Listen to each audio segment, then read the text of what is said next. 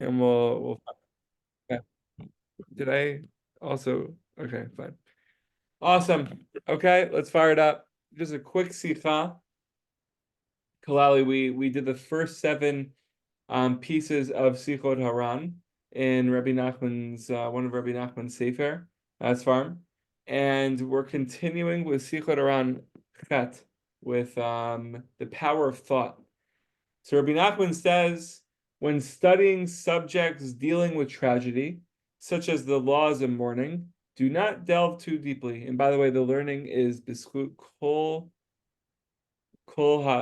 Yehudim, the formal, informal soldiers, everyone who's dealing with stuff, everyone should just be learning for Achdut. Mm. And also, Clowley, now that I'm like bringing myself back to this, I think we went through this once upon a time, you and I. I'm not sure. I mean, other people were on the Zoom, but I think we did this back in the day. I think we did We'll it. we'll I don't see. know. Let's see. I just remember the vibes. I remember like the energy. I don't know. Um, what? I'm laughing. Yeah, no, it's funny. It's funny. So, yeah, we shouldn't delve too deeply into the laws of mourning, and one should not probe too deeply into these matters, for thoughts have great power. We have to understand thoughts have great power. Therefore, these subjects should be covered as rapidly as possible.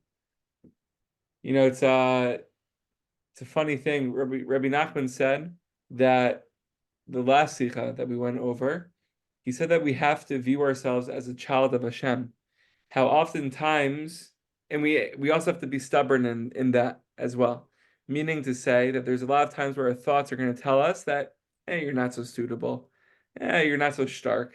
I was walking with someone tonight, and his sister, Baruch Hashem, is getting married in July, and he was telling me that, like, oh, she's really from, and the guy she's marrying is top shear at YU. And he's like, there has to be one from person in the family. Like, Chev, you were just at Night Seder. You were just at Night Seder, Achi. Like, and who's at Night Seder? Very limited people. But even if you weren't at Night Seder, what do you mean? What do you mean?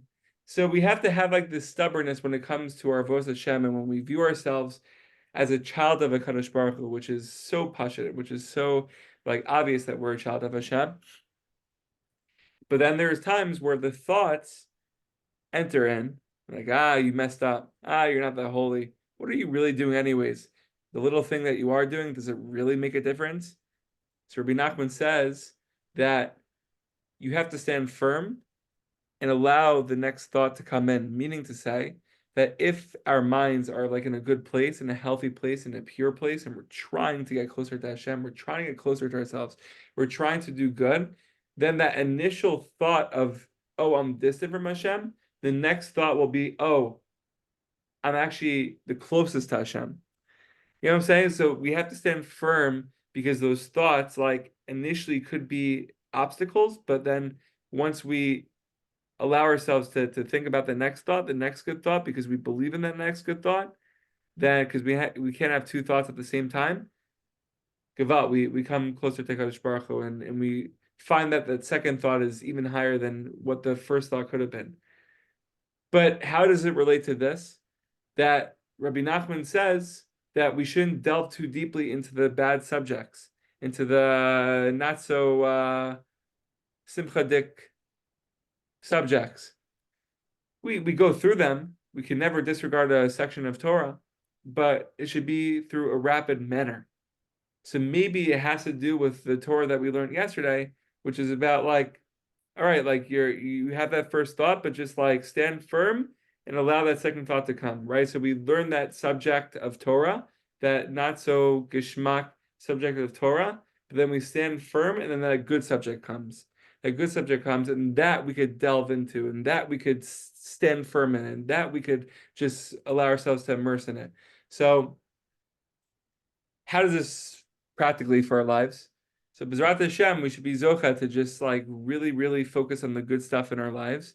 Focus on the good, believe in the good. If we have one good thought, that means everything. That means the entire world, and we should believe in it with all of our might. It's not a simple thing to believe in the little bit that we are doing, the lot of it that we are doing, and we should just take the next right step. the next right step. The next right step. And we should never disregard a section of Torah, because every single section of Torah is saturated with the light of Kadosh Baruch Hu, and it contains his ultimate light. And yeah, BH, the power of thoughts. Thoughts are powerful. Thoughts are powerful. Chazak. Chazak. Good stuff, Jack. All right, let's This is fire it up. good chizuk. This is good chizuk. Let's fire it up, Achi. Mamish, so good seeing you. Bahatzlacha. Wa mazal tov. And I'll see you soon, Achi. See you soon. Thanks, Jack. I love you, bud. Fire it up, fire it up. Bye, love you, bye.